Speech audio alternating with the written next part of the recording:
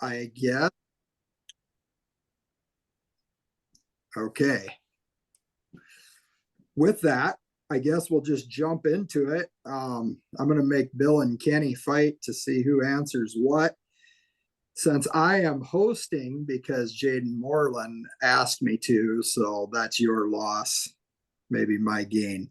So I guess we'll begin with a brief intro, RCAF's history with RFID and how we got to this rule. I think a lot of people don't know just how long the members of RCAF have funded and taken part in this fight against mandatory ID and other organizations too. So could you guys bring us up to speed on the history of this ongoing battle? Well, let me start. So this effort to impose a mandatory radio frequency identification or electronic identification system on the U.S. cattle industry started well over 2 decades ago. It was actually the year that RCAF USA was incepted, 1999, which happens to be just 4 years after the United States entered the World Trade Organization. And upon doing so, the United States started to relax and remove many of our important import restrictions that were effectively protecting our health and safety of our U.S. cattle herd from the introduction of foreign animal diseases. But the goal of the World Trade Organization in 1995 was to do the opposite. It was to facilitate more trade into other countries. And of course, the United States is the premier point for trade purposes. We are the market coveted around the world. We're the largest beef consuming market in the world. And so the multinational meat packers that are a part of the elite system internationally wanted all countries to have an electronic identification system so that they would not be disrupted in their ability to purchase beef and cattle from the cheapest sources and sell it to markets such as the United States that were highly coveted. And so as the U.S. Department of Agriculture started to dismantle our import restrictions to allow higher risk livestock into the United States, they were simultaneously recommending that countries have an animal identification system using electronic means and for the purpose of putting it upon the producers of those countries the burden of having to manage diseases that are brought in as a result of the increase in trade. And so in 1999, the meat packers began to ask for a mandatory animal identification system. And in 2002, it came to the surface because in 2002 is when Congress was considering the mandatory country of origin labeling bill that would require all beef sold in U.S. grocery stores to be labeled as to where the animal is born, raised, and slaughtered. Meat packers did not want this, but they wanted the mandatory animal identification system even more. And so essentially what they did was they tried to convince Congress that the only way to implement a country of origin labeling regime in the United States was to first require mandatory animal identification and to use that system then to make origin declarations on beef products. And we fought back beginning in 2002, and we won back then. Congress specifically stated in the country of origin labeling law, still in statute today, that a mandatory animal identification system may not be used in order to determine the origins of the covered commodities, including beef. And so that's when it began. And so the emphasis was on trade. And then in 2003, the United States detected an imported Canadian cow in Madison, Washington, with BSE, mad cow disease. And this kind of added fuel to the efforts to implement a national animal identification system. And then Secretary of Agriculture Ann Veneman made the announcement that the United States was going to establish a framework for a national animal identification system. That was in 2004. And they went to Congress and got Congress to allocate tens of millions of dollars in order to further this effort. So we have fought this strenuously since the 2004 announcement by Secretary Ann Veneman. And we've been through rulemaking after rulemaking with USDA and they had an advantage. Congress had allocated to them a total of $148 million from 2004 to 2010. But the producers around the country stood up and just said no. And there was widespread opposition to this mandatory electronic identification scheme. So back in 2010 or so, the government realized, as they spent all of these taxpayer dollars trying to convince producers that this was a benefit to them, as opposed to a benefit to the meat packers and exporters primarily. Back at about that time, the USDA provided data showing that in the industries that are already vertically integrated, highly concentrated, like the poultry industry, for example, there is 95% of those poultry producers that voluntarily participated in a premises registration program that furthered the National Animal Identification System. And in the hog industry, that is all but vertically integrated, meaning it's owned from the birth of the hog to the pig until slaughter. And so those two vertically integrated industries jumped on board right away. And 95% of the poultry were signed up and 80% of the hog producers. But the independent cattle producer, the last bastion of independent livestock producers in the United States, said no. There was only an 18% sign-up rate.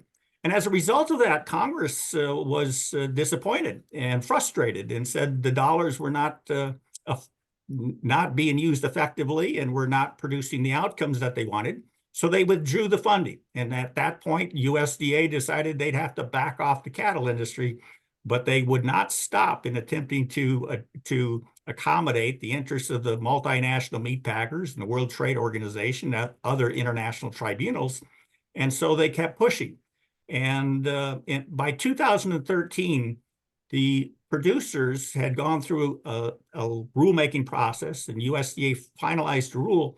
And very importantly, it did not mandate an RFID or electronic identification system for producers. Instead, what it did is recognize that producers wanted flexibility. Producers wanted to participate in the ability to improve animal disease traceback in the United States. And so a final rule was written. And we didn't fight the final rule other than trying to improve the rulemaking through the public comment period that we participated in. The final rule essentially said that adult animals shipped across state lines would have to bear official identification, but that official identification included a variety of different tags at a variety of different costs that producers could choose among to use whichever best fit their operations. And so that the rule was in effect in 2013. And in that rule, very importantly, the USDA acknowledged that the flexibility provided in the rule to producers and its ability to improve animal disease traceback, the USDA said that the animal health officials charged with conducting disease traceback programs endorsed that flexibility. And that was a promise to U.S. cattle producers that this was as far as we were going to go, even though the original effort by the USDA was to impose what they called a bookend approach. And that was to identify livestock with electronic identification means from birth all the way through slaughter. Also would entail the recording of movements of animals, required the registration of premises in a federal database. All of that was put to the side, and instead USDA promised that we had achieved what was necessary for the industry, and things appeared to be moving along quite quietly. But then in 2019, under then Secretary Sonny Perdue, they issued a notice and said, we're going to have a mandatory electronic identification system by 2023. In fact, their slogan was RFID by 2023. And we sued. We filed litigation. Our members were strenuously opposed to going any further than they went in 2013. And we were successful at that point. In 3 weeks, the USDA backed off of the RFID mandate, and we thought we had prevailed again, but it was short-lived. soon thereafter, the USDA issued a notice and said, well, we didn't follow our public comment and rulemaking process as the law required, and now we're just going to issue a notice, and it too would require a mandatory and exclusive use of RFID for official animal identification purposes. We fought back again, and when I say we, I mean producers all across the country wanted to preserve their independence, their freedoms, and their liberties, and they said no. And so again, the government backed off, recognizing that we were not going to back down. And so now they have gone through another rulemaking process, 20 some years later. And this new rulemaking process started back in January of 2023. And it was a rulemaking in order to mandate the exclusive use of electronic identification on livestock, or on cattle and on bison. And so we went through the rulemaking process. We tried to get Congress involved, urging them to stop the USDA from imposing this mandate upon the industry.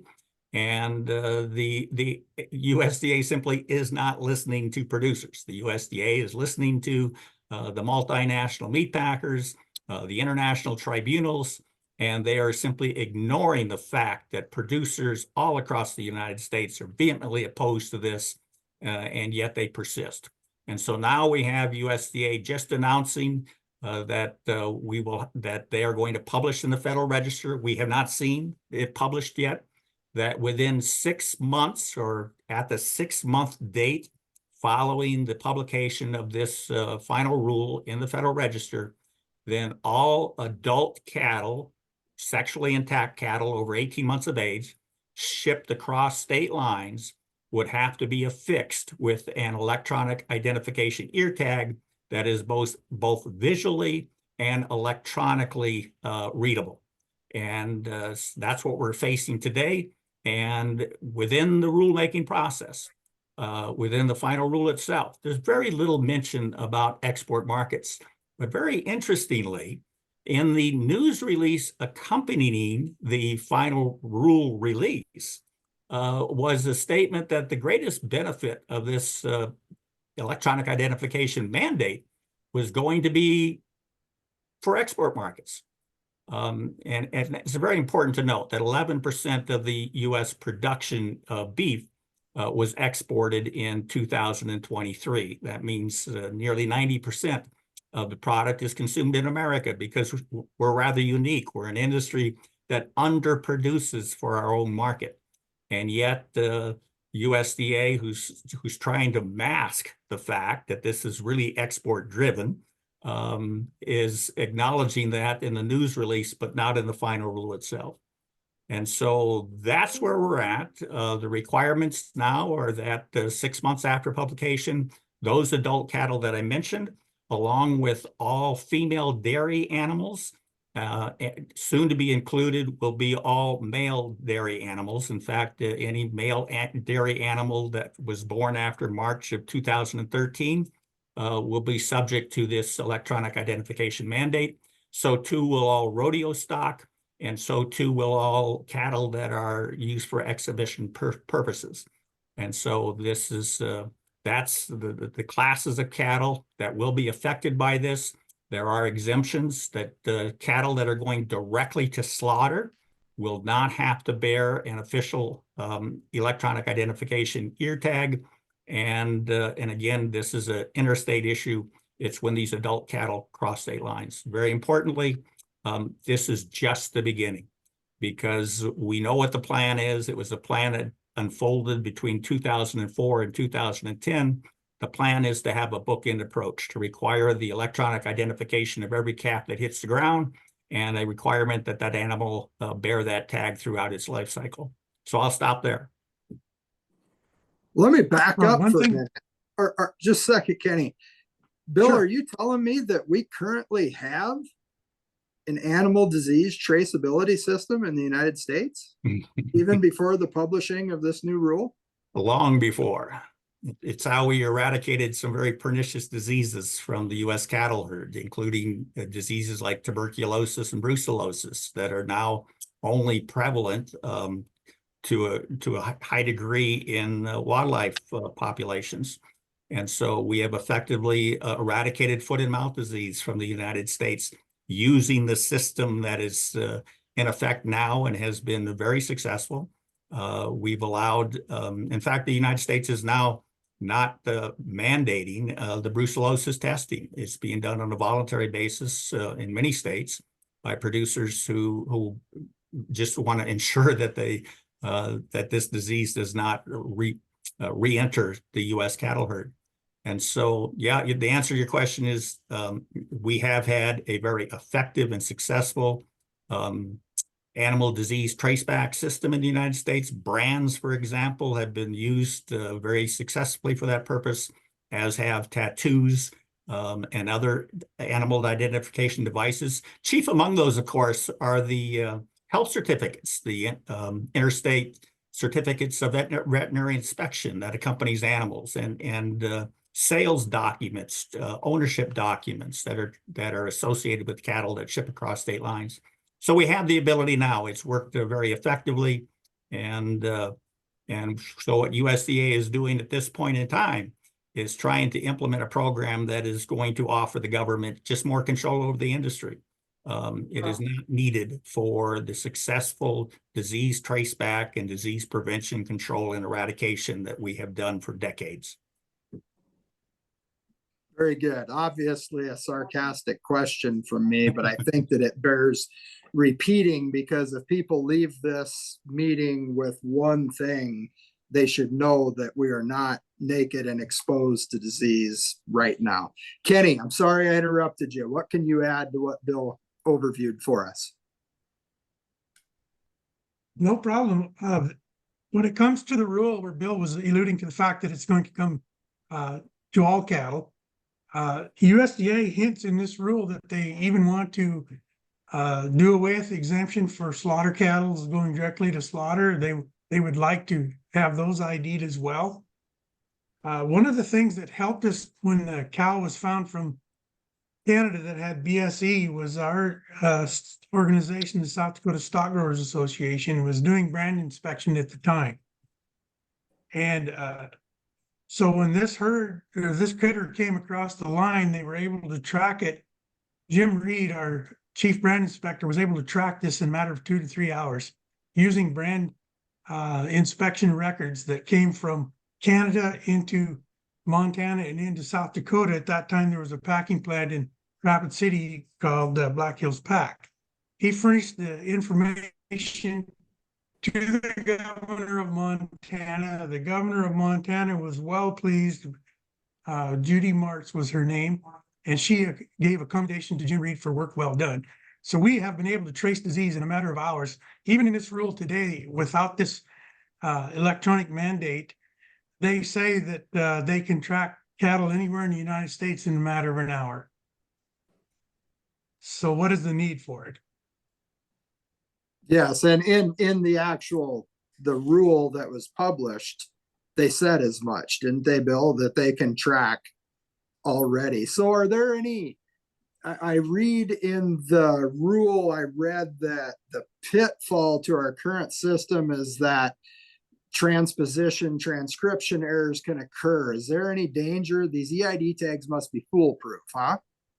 Well, that's an interesting point, because these tags, according to the final rule, can be read visually or electronically. So they will certainly continue to have a visual reading of the numbers. The transcription problem will persist, and the agency has acknowledged that one of the shortfalls that they have is that the accompanying documentation, the international or the interstate certificates of veterinary inspection, for example, are not digitally recorded.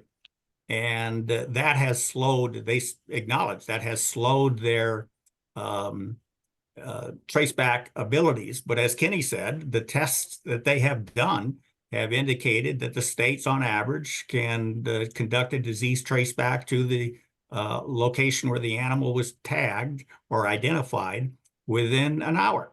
And so we have the ability, and USDA has failed miserably in establishing a genuine need to impose this costly, the RFID, electronic identification, it is the most costly identification device on the market today. And yet the government persists that's what cattle producers must use, without providing a substantial or compelling argument as to why we can't continue to improve upon what we're doing today and what we've been doing for the last several decades. And the area that they could improve right away would be to begin using those associated documents in electronic form, but they refuse to do that.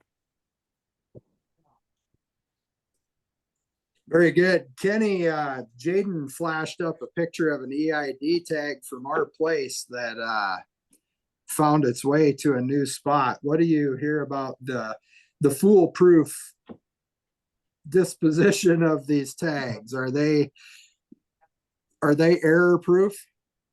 No, they're not. And despite what USDA says in the rule that there's only a 90 or a 1% tag loss, I beg to differ with that. They say they've had trials and did studies on this, but they don't list the studies where we can go look at them to see how those studies were conducted. There's living proof of a tag caught in a wire fence. If you run cattle in brushy country like I do, they're going to be finding them in trees and laying on the ground. And most anyone that I have talked to that have used these tags claims that they lose 10 to 15% a year. And at the end of 10 years, or even 15, as the rule states that they have to be in the animal's ear for 15 years, there won't be any of them that are ID'd. We won't be able to track anything at all if we're mandated to just the one tag. I mean, multiple forms of official ID has always been the way to go because no one system is perfect. And so the multiple forms complement one another, and we were able to keep our herd healthy and track cattle. And another issue that really irritates me is we have these diseases in wildlife, bird flu, for example, brucellosis in deer and elk and buffalo and wild herds. USDA does nothing to combat that issue at all. It's just taken for granted that's going to be that way. And we're the ones that have to clean it up. Same way with imported livestock coming into this country. 75% of the TB that's found in this country is coming from Mexico, but we do nothing to stop that. It's for the producer here, as Bill stated in the opening statement, to mitigate these diseases on our own time and money. Thank you, Kenny. You hit on something that I think is really important, is multiple forms, I think, is probably actually more effective in the long run than mandating one and relying on one form of identification. So we've got to keep moving here, and we know that we're not going to hit every question and cover every angle. We're 1 week into this thing. We just wanted to get people thinking, get people aware. I have a lot of questions here. What do you guys think are the dangers to the industry going forward? I know Bill touched on that a little bit earlier, but what do you see as the preeminent danger of going down this road? Bill did a great interview with Jim Mundorf of Lonesome Lands that came out earlier today too, that could be a great supplement to what we're doing right here now. And incrementalism was a word that was used a lot in that. It's a foot in the door, so to speak. You want me to start, Kenny? Yeah, go ahead, Bill. So the danger here is the foot in the door syndrome. The agency has made it clear that their ultimate goal is for the bookend approach. They want every animal to be identified through electronic means. And what that does is it's intrusive upon U.S. cattle producers. It gives control to the government. If they get through this rule, if this final rule goes into effect 6 months after publication, then it will be quite easy for the U.S. Department of Agriculture to expand the scope of cattle that are subject to the rule. And the first will be feeder cattle. And soon the mandate will be inclusive of all livestock of all ages. And then it becomes a condition of entry into the cattle industry. You have to have, in order, if you want to be ranching in the United States, you have to go register your premises with the federal government or the state government, and be forced to purchase these specific electronic identification ear tags, and that will allow you to conduct business in the United States. So now it's a cost of entry into the cattle industry. But the danger here is the control level that it gives. It allows the government to look at where all the cattle are on a spreadsheet. And for example, let's see like what they've done in the Netherlands, where they have determined that cattle are causing an increase of greenhouse gas emissions. And the leaders would decide that they want to reduce those greenhouse gas emissions by 30%. And the low-hanging fruit would be all of the cattle in the United States, as they were in Netherlands. And all they would have to do is look at the spreadsheet and say, well, we're just going to remove the problem from this particular region. And they can look at the region and associate that with all the ear tag numbers and say, we're going to eliminate 30% of the U.S. cattle herd from this region in order to meet our climate goals. That's essentially what's happening in the Netherlands and in Ireland. And the electronic identification has facilitated that effort. Very hard to control an industry when you can't control, the animals through the live cattle supply chain. But with an electronic identification, that problem is solved. And so this is a movement towards government control and a need to qualify, not just government control, because our industry is so highly concentrated, with 4 packers controlling 85% of the fed cattle market. The packers themselves can simply begin to require these electronic identification tags as an entry to the marketplace. In other words, if you want to sell cattle, then you have to comply. If you don't comply, in our industry, you'd be relegated to the 15% of the market not already controlled by the multinational packers. It could be that you would have no other option. And so you'd be forced to comply, and forced to comply for no other reason than that the marketplace, and in this case, the dominant participants in the marketplace would demand that of the industry. They can't do that today, but this rule brings them very close to being able to do that tomorrow. And to add to that point, Bill, the first animal ID meeting I attended in Washington, D.C. at the Raytheon company building their office, that was their stated goal, was you won't be able to buy or sell without a number. So that number would be your ear tag. And, as you stated, it's vertical integration when the packer tells you how you're supposed to manage your livestock and how many you can run. We see it in the hog industry and in the chicken industry that way. Those producers are just serfs on their own land, and they want to make us the same way. Very good. And at our convention last year, Tracy Hunt gave a great presentation that he continues to add to as the global cabal continues to infiltrate and try to wag the dog of America. Maybe Jaden could put Tracy's presentation in the comments of this for people to watch, to learn more about that. And honestly, we could do an entire another Facebook Live on what's going on in government, but we'd better move this along. I think we want to do like a lightning round of questions from the internet that have come in. Jaden put a post on Facebook asking for questions and concerns about this. So I think we'll do a lightning round. You and Kenny can compete. We'll give you each 5 points. No, whatever. We'll get them answered. Some have already been answered, and then we're going to close with action steps. So stick around for that. The first question I've got is there a premise ID registration requirement in this rule? The answer is yes, because the rule requires the use of electronic identification ear tags as a requirement for obtaining those tags. You have to obtain a premises identification number or a state local number.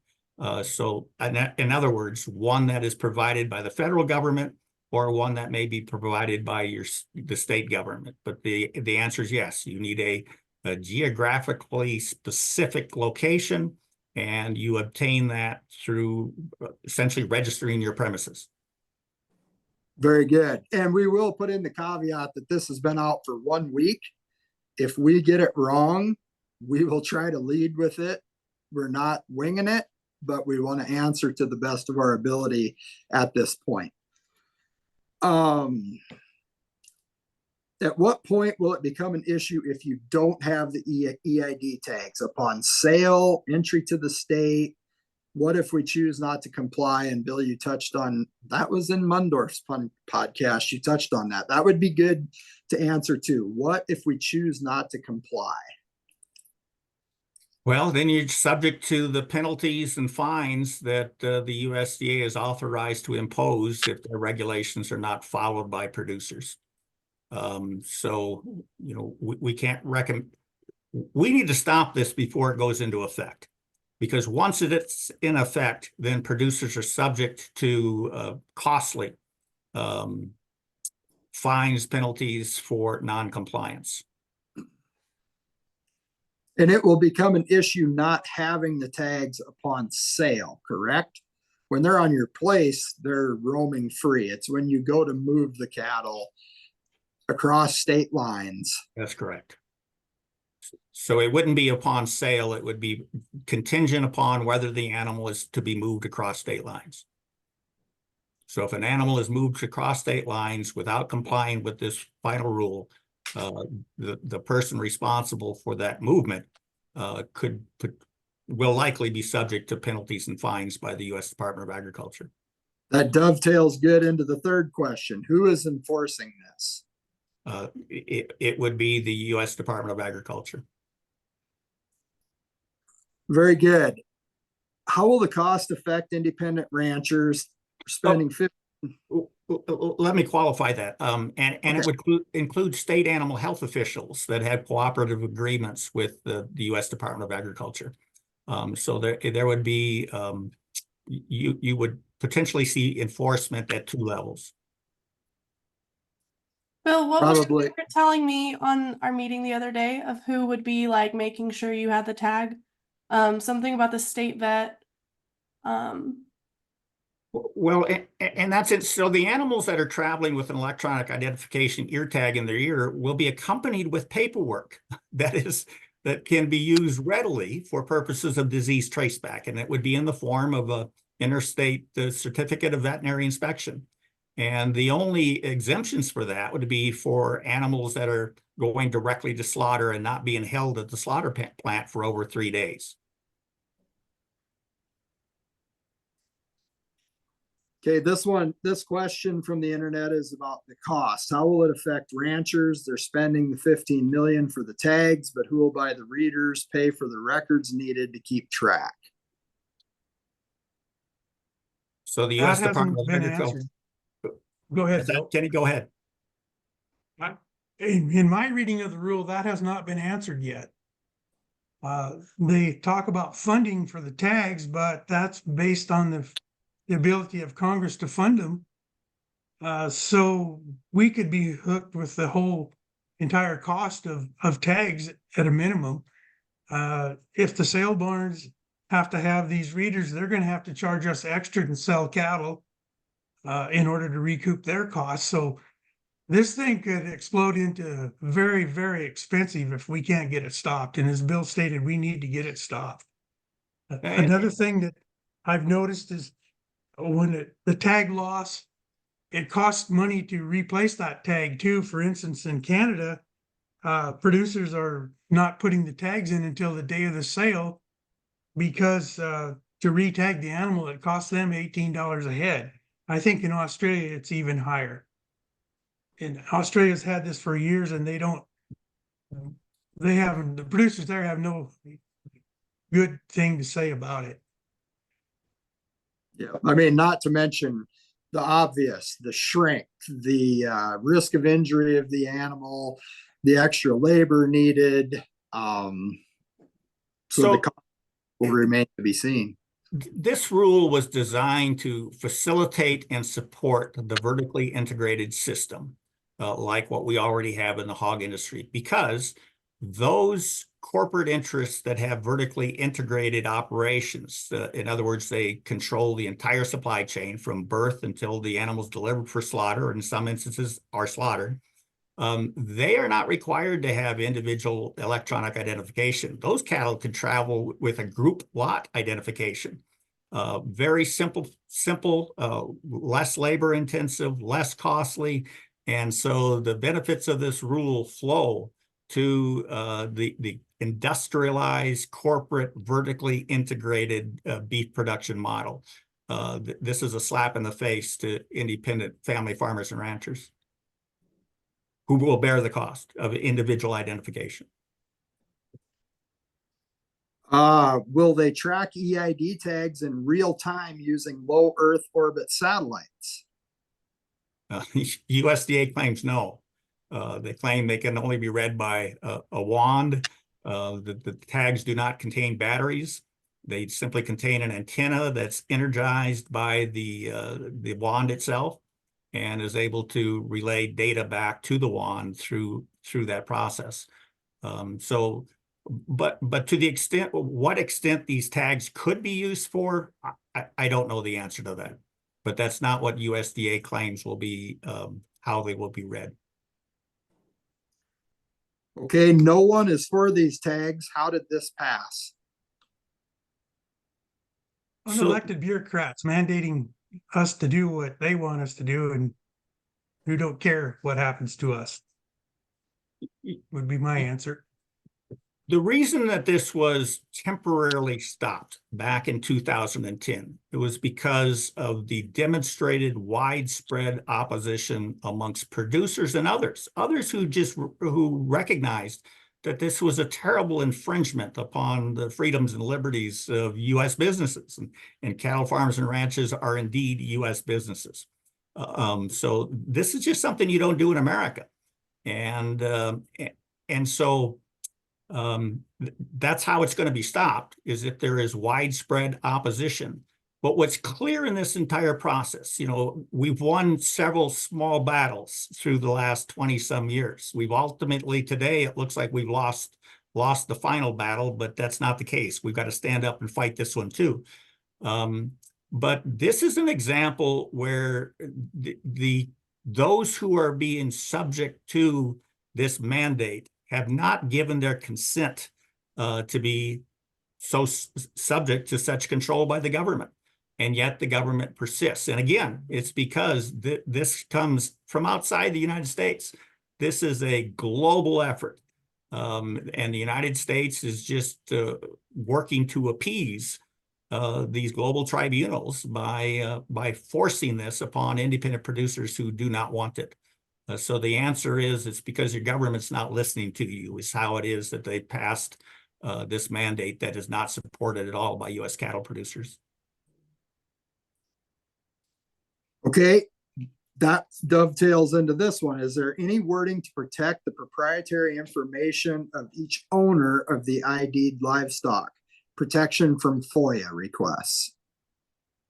That's an unanswered question, and USDA responds to comments raising that concern in the rules, and they were not willing to remove the data from the Freedom of Information Act request and Privacy Act statutes, and so these would be subject to both of the statutes that, in the past at least, have had some exemptions to prevent the disclosure of business secrets and certain private information. We really don't know the answer to that question. We do not know the level to which that database could be accessed by non-animal health officials during a disease traceback. That continues to be a concern of ours, a genuine concern. Okay, how does this rule interface with GPS collars that are now all the rage with state and federal agencies? I believe, is that the fenceless fencing or whatever, the electronic fencing? So I can't answer that question directly because I don't know the answer. But what I can say is that every time within the final rule that the USDA addresses issues related to that, they claim that there is a standards established that would require visual numbers on the tags of a certain size, and that would require the electronic chip, and that would have some other requirements. But it doesn't speak to whether it's an ear tag or a collar, for example. I don't know the answer if something other than an ear tag can be used to carry the chip. Will states be able to enact their own rules on this? We've heard of states thinking of applying this to sales that remain within state. So this applies only to the interstate movement of cattle. It wouldn't affect what a state might do on its own with respect to their animal health officials. What this rule will affect are only cattle that cross state lines, and USDA has taken the position that their requirements for interstate shipment will supersede any state regulations. Very They claim good. preeminence with this. Can or are we building a parallel system for those who want to stay out of this system? Stop ranching. You know, and I think that that's the point. Some of these answers, it's hard to differentiate. We need to be very clear when we're talking about this rule or where we think this rule is leading to. But in terms of where this rule is leading to, I've heard people say that this is going to increase vertical integration. And I would disagree. I think this is another route. I think they're going to go entirely around because this will reach back. If they do the bookend approach, there will be nowhere to hide from this. Unless you're going to butcher them yourself, I guess. That would be it. I mean, if you want to go to a USDA inspected facility, I would imagine that will be covered. So I don't know if that's right or that's wrong, but I think that maybe it's time to quit thinking that this is going to affect the other guy and realize it's going to touch all of us if this keeps going. Well, as we look and try to predict the future, let's look to the past. In 2010, they said that they were not going to require such a mandate upon the industry. And then soon thereafter, they write a proposed rule to require mandatory official identification for animals that cross state lines. And in that rule, they promised that this would meet the needs of animal health officials who are charged with conducting disease traceback programs. And now, just a few years thereafter, now they are further imposing an even greater burden. Now they're going to mandate the exclusive use of an RFID tag. Why would we expect anything different but a continued effort on the part of the U.S. Department of Agriculture to gain more and more control over this industry? This is the foot in the door. It's midway in the process. They've already broke their promises to us, and now they're forging ahead. We should fully expect that they will soon propose a rule that would include all livestock from birth to slaughter. So this is my question. Given your experience, will they continue to push until we push back? I mean, as in a larger number than just RCAF. Obviously, we're very thankful to our members that completely fund our organization, our affiliates, our organizations that we cooperate with. But I think that it's time for the American people on this issue and maybe a lot more issues. Is it not logical to assume that our government is going to keep growing and pushing until we push back and say that's enough? That's right. Silence will guarantee that. And they will do to you whatever you let them do. We've got to push back on this. We've got to fight this. Thanks. That was a Captain Obvious question, but I think it it needs said. Is this constitutional? So we do not believe that it is. We raised constitutional concerns within our formal comments that we submitted to the agency. We pointed out that number one, only Congress would have the authority to impose such a costly mandate upon the industry. The agency comes back and says, no, Congress passed the Animal Health Protection Act that gives us the authority to prevent and control and eradicate foreign animal diseases in the United States. We believe they're making it's a huge overreach for them to claim that Congress has granted them that authority. You said specifically the Constitution. We raised the issue of states' rights. We do believe that that's a violation of state rights for states like South Dakota and Wyoming, for example, that have passed legislation and have statutes that said producers will have flexibility. And now the U.S. Department of Agriculture is going to take that flexibility away. That means producers will no longer have a choice as to what best economically or for whatever other reason fits their individual operations. So we believe that this is a huge government overreach, an unnecessary one, as we talked about earlier. And at some point, we may have to prove this in a court of law. We hope we don't have to go that far. Okay. If this primarily helps the government and the packers, who will have access to the database of numbers?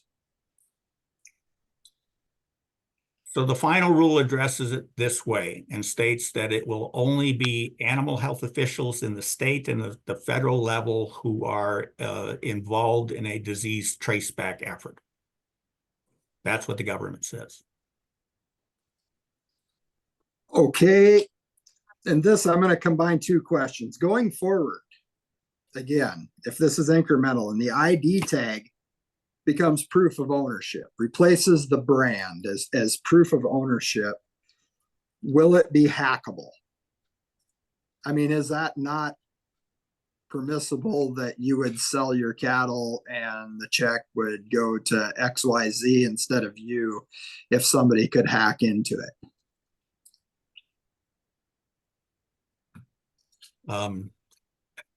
I do not believe that there's a means by which to prevent the hacking of any electronic system. And we continue to learn, some of the largest meat packers in the world were hacked through their electronic database systems. I think the answer has to be, that's a very real risk. Yeah, I did. Also, I brought one prop with me for the people that think that these are tamper proof. This is a pretty good tool. I mean, I don't know what shenanigans could occur, but there's always somebody thinking about how to gain ill means. Kenny? yeah, I was just going to bring that up, Brent, who's to say that someone wouldn't cut the tags out and put their own tags in and say that they stole my cattle? And how could I prove it otherwise? Yep. Cattle thieves were created the day after cattle ownership. All right. We've gotten to our last question, and thank you for being patient, but thank you too to the people that put the questions forward, because if you have the question, obviously somebody else does too. Some of these are kind of wild.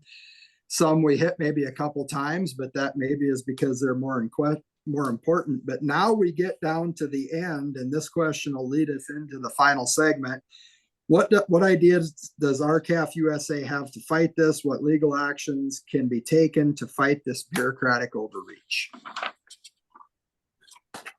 Well, Kenny, do you want to start this one? Well, yes, I think that we need to contact our congressional senators, House of Representatives, and urge them to bring legislation to keep this voluntary. That's what we're living under the current rule, and it has worked well for us. If it ain't broke, don't fix it. Yeah, and earlier I said that we do not believe that Congress granted USDA the authority to do what it is doing. And so we must go back to Congress and we must convince Congress to make clear that the Secretary has no authority to mandate a particular type of identification device, that producers must retain the ability to choose what best fits their individual operations. And so we need to go to Congress, and there are some options. Number one, we're in the process of the 2025 fiscal year appropriations process. We've been talking to members of Congress who are intent upon including language in that appropriations bill that would prohibit USDA from expending any funds to implement this rule. As Kenny indicated, legislation can be introduced. We're talking to members of Congress that would essentially prohibit the U.S. Secretary of Agriculture from imposing a mandate and instead making the use of these tags voluntary like they are today. And as you know, Brett, we've got members all across the country that are voluntarily using electronic identification ear tags because they're participating in programs that return to them a premium in the marketplace. So we are certainly not opposed to the voluntary use of electronic identification. We are strenuously opposed to a government mandate.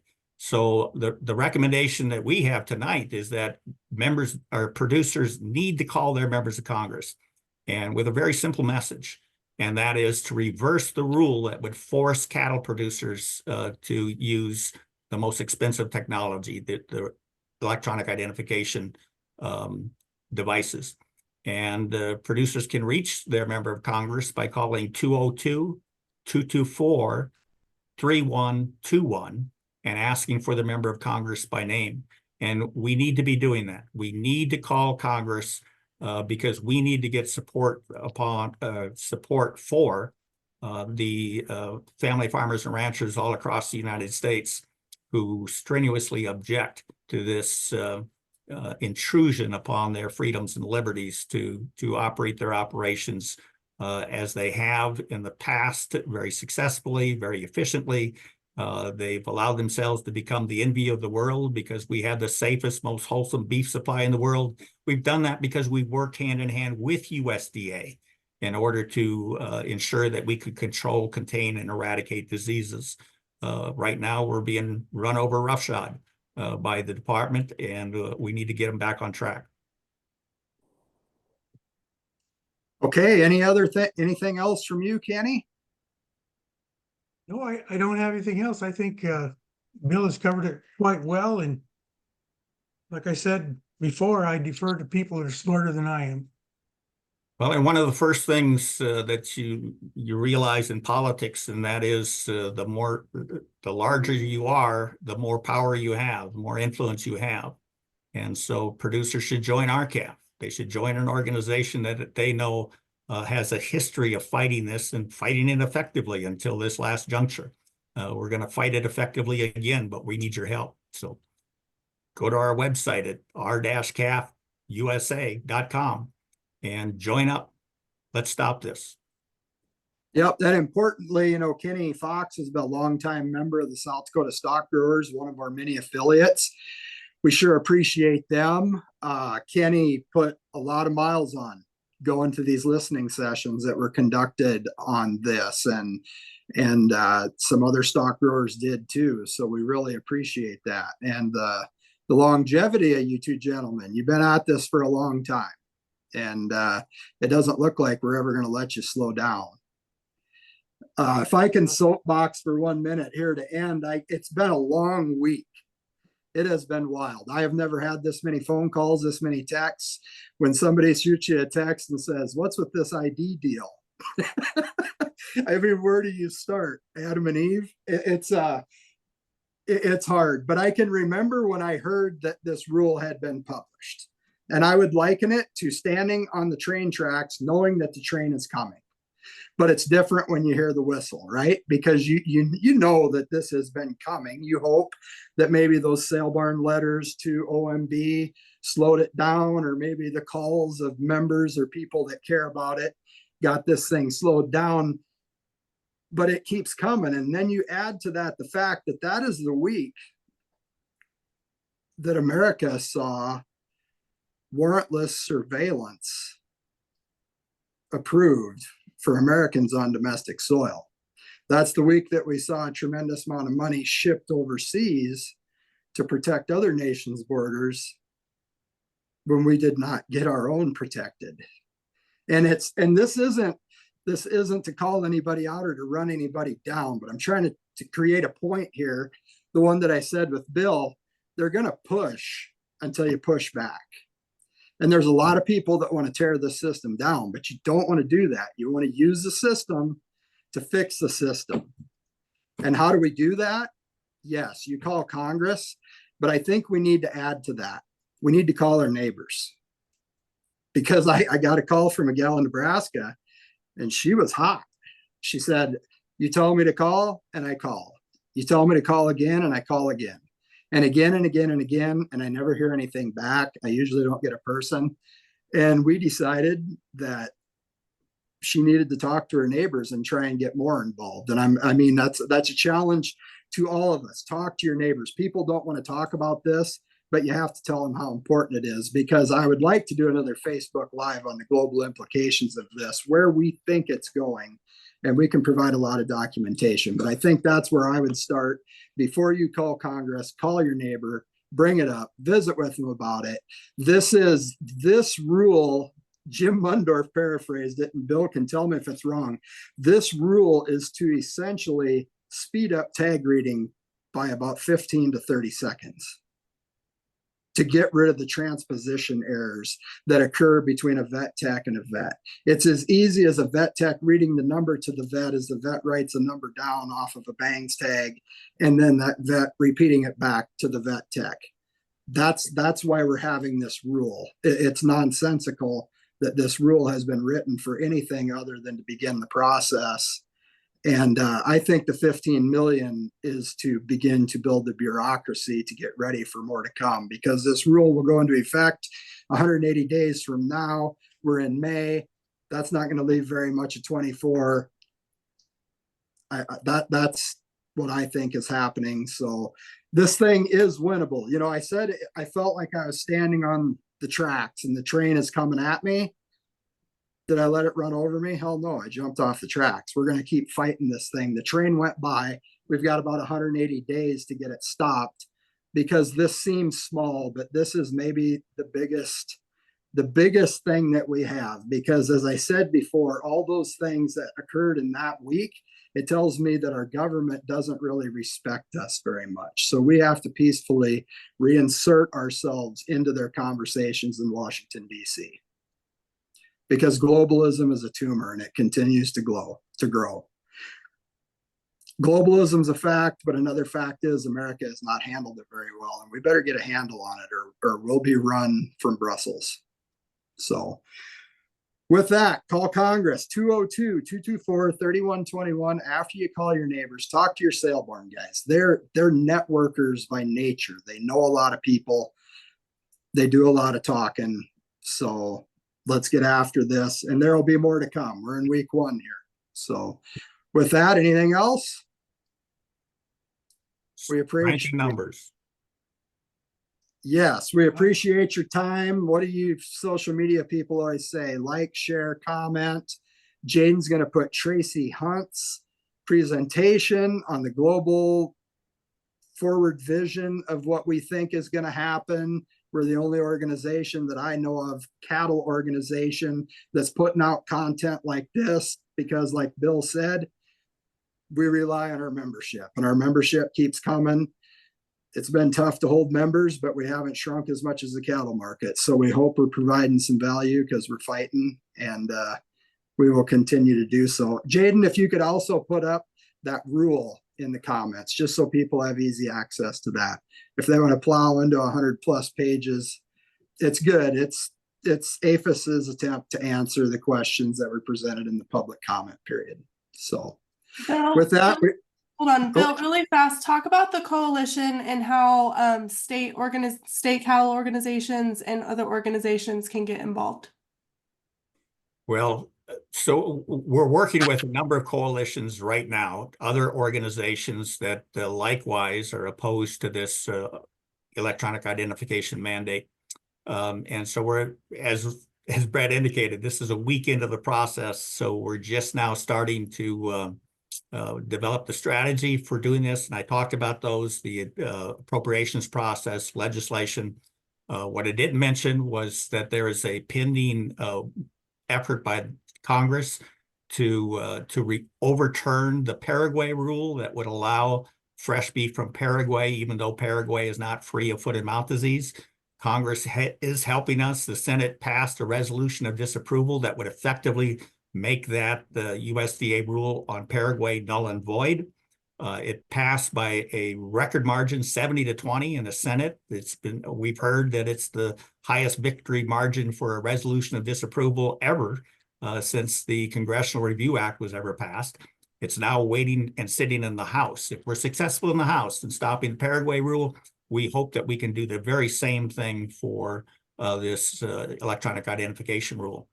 And so, but the other organizations are essential. We need as much widespread support as we can. So producers, if they're involved with other organizations, they should go to those other organizations and get them activated right now. Very good. This isn't as easy as it looks, Jaden. Good job. Thanks for jumping in there and saving me. Well, with that, we really appreciate your time. Like I said, like, comment, share, leave some comments. We watch it and we will try to address them. It's your country. It's your family's country. Take it personally. Thank you. Good night. Good night, all. Thank you.